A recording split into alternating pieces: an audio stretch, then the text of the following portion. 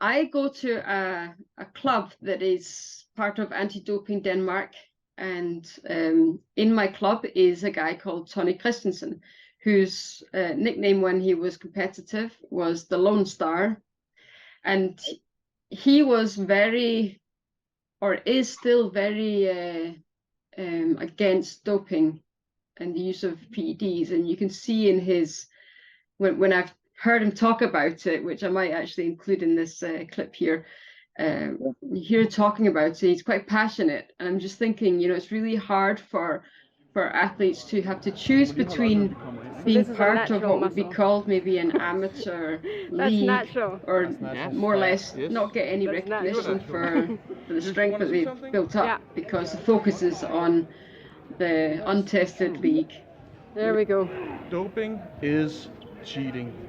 So, Copenhagen power pullers, you'll only see natural arm wrestlers here. So I was even thinking, what are the chances that one could have a drugs tested and untested competition side by side in the same, for example, with East versus West, because I'm pretty sure Engen is pro natty. I can't obviously decide for him, but yeah. I've never heard Engen talk on any of that, but to answer your question, that I know can happen because it does happen in other strength sports. So there's again, and I always come back to powerlifting because I've got experience with that. But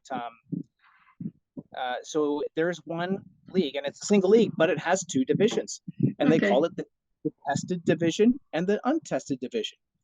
So because they started to realize that some people are just going to do it, right? Some people are just going to do it. So the untested, you sort of know that the people that are going over towards that one, they're using, right? Mm-hmm.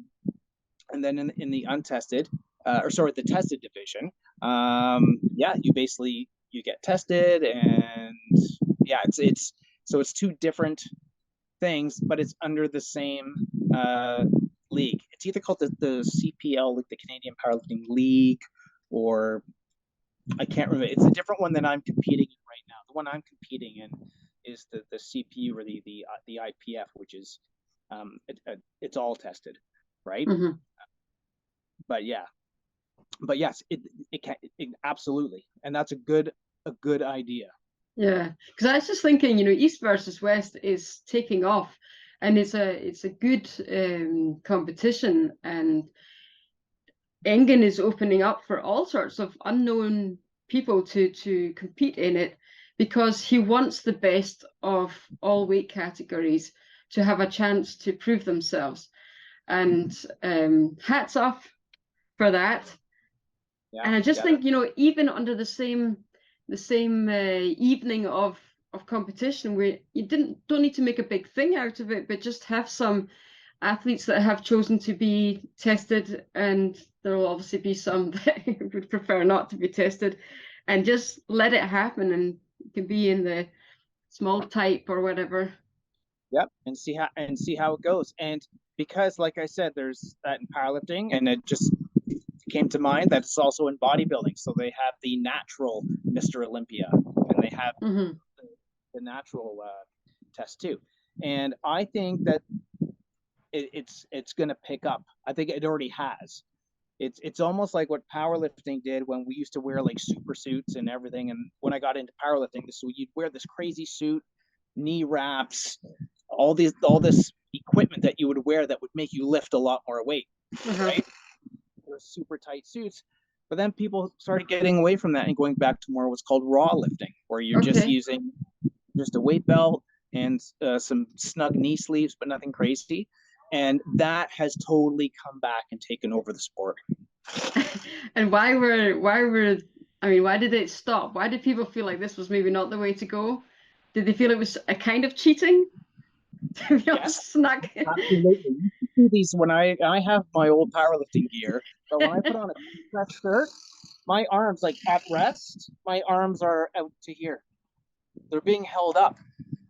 So you need a certain amount of weight to even get the bar to your chest. I needed like at least 200 pounds just to get the bar to the chest.